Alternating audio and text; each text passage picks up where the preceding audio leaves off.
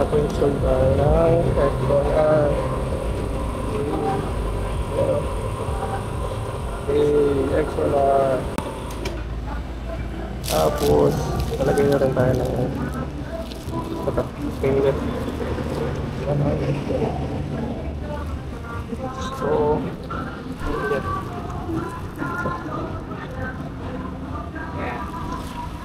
Palagay natin yan, guys.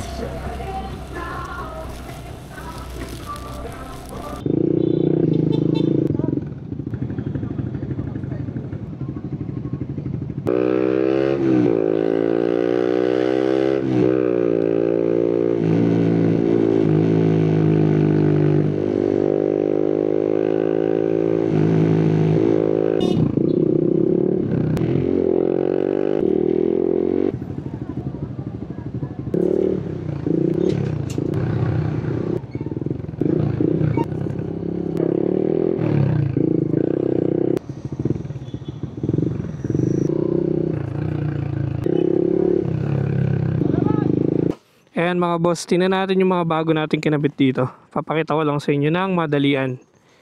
Ayan, unang-una. Teka lang, hiningal ako. Ito, X1R. X1R na dual shifter.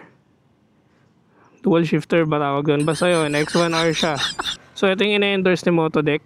Nakabili tayo kahit paano. So yan, ang ganda niya. Ang gaan pati nito, sobra. Parang aluminum. Aluminum to. Parang ganun. Tibay naman siya. Tsaka ang ganda niya, maporma.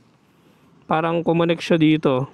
Di ba? Parang isa na siyang buong shifter tingnan sa malayo.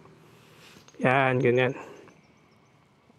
Alright. Tapos, niretain natin tong belly pan. Yan, niretain natin to. Nandiyan pa rin siya. Then dito naman sa kabila, ayan, naglagay tayo ng winglet. Winglet, ito para may iba itsura kasi marami tayong kamuka. So maanga siya yung itsura niya.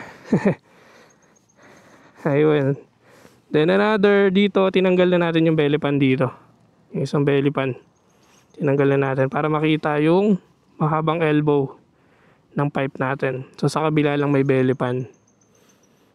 So ayun, isang madali ang ano lang. Share ko lang yan sa inyo na konting update sa Winner X natin. Win na tayo, pahinga na.